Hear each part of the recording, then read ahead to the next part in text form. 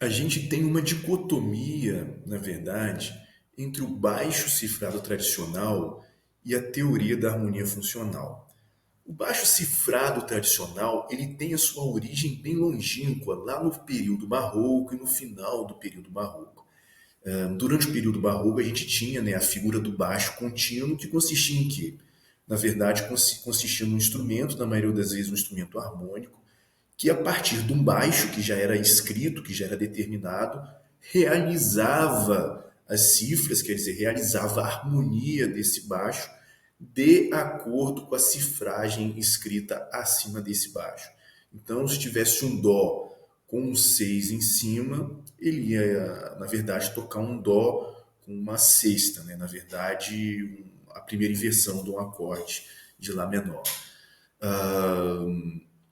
Essa cifragem ela surgiu como uma demanda da época, quer dizer, a música era predominantemente contrapontística e muitas vezes faltava ali naquele contraponto um suporte harmônico. Então, os instrumentos harmônicos faziam uma harmonia que suportava, que preenchia, que formava um chão mesmo, funcionava como um chão, um apoio para as melodias que estavam concorrendo acima desse baixo. E foi justamente na figura do filho de Bach, Carl Philipp Emanuel Bach, que a gente teve a primeira teorização sistemática do baixo cifrado. Então ele escreveu um livro sobre a arte de tocar o teclado. E nesse livro, dentre diversas outras coisas, ele demonstrou como é que seria feito, como é que, na verdade, ele não demonstrou, ele propôs como é que, não, ele fez uma proposta de realização dos baixos. E isso foi mais ou menos adotado a partir daquele século em diante. Mas logo em seguida foi Rameau que criou uma teoria do tonalismo. O Rameau ele observou, lógico, a série harmônica, observou a natureza dos acordes, a natureza das escalas e a natureza do tonalismo para criar toda uma série, um sistema que explicasse a teoria tonal. O Rameau ele já percebia, né, que existiam acordes que se atraíam por outros, uns mais, outros menos, mas não cabe a ele o mérito por ter inventado a teoria da harmonia funcional. Esse mérito cabe justamente ao Riemann. O Riemann percebeu que haviam acordes que exerciam uma certa atração em relação a outros. E a partir desse conceito, ele cria o conceito de função dos acordes, quer dizer, os acordes possuíam funções dentro do sistema tonal.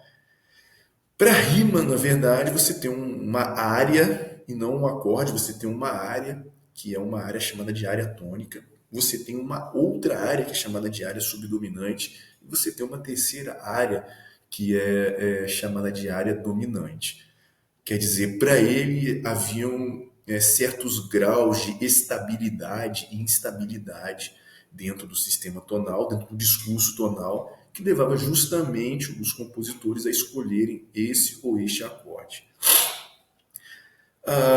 Agora, existe um problema, e é um problema lógico didático, né, e é também um problema conceitual no baixo cifrado tradicional. Muitos problemas didáticos, muitos problemas conceituais advêm de uma noção de que simplesmente a harmonia é realizar os baixos, é realizar a cifra que está no baixo. Isso vai levar a diversas incompreensões. Por exemplo, um acorde de sexta, né, no baixo cifrado tradicional, ele na verdade ele não é entendido como um acorde de sexta. Muitas vezes ele é compreendido como uma inversão do acorde, de um acorde qualquer. Então, por exemplo, você tem um dó maior que é formado por dó mi sol. Esse dó maior na primeira inversão ele tem um mi no baixo. Portanto, se trata de um acorde invertido. Mas olha, se o mi está no baixo, o dó é a sexta desse acorde. Quer dizer que esse acorde tem uma sexta. Afinal de contas, esse acorde é um acorde de sexta ou é um acorde de primeira inversão? Esse é um problema que a harmonia, que o baixo cifrado tradicional nos traz. O segundo problema é justamente a questão de números romanos e função dos acordes. Os números romanos, que são comumente empregados na cifragem tradicional, eles não revelam a função dos acordes, eles ocultam a função. Quer dizer, o que é segundo grau do ponto de vista tonal? Não é nada, é meramente um número organizacional.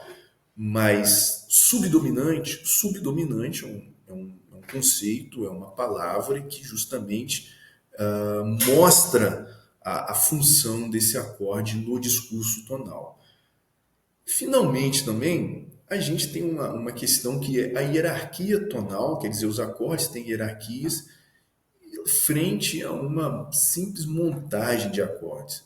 Às vezes o aluno está diante de um exercício de harmonia, então ele vê assim, tem a nota Dó, tem que colocar um Mi e um Sol. Agora tem a nota Sol no baixo, tem que colocar um Si e um Ré. Agora tem a nota Fá no baixo, vou colocar um Lá e um Dó. E isso não é harmonia, na verdade. Primeiro, porque ela oculta a função dos acordes. E segundo, porque não leva o aluno a uma compreensão do todo. É por isso que a harmonia funcional acaba sendo muito mais didática e também muito mais proveitosa do ponto de vista científico e artístico.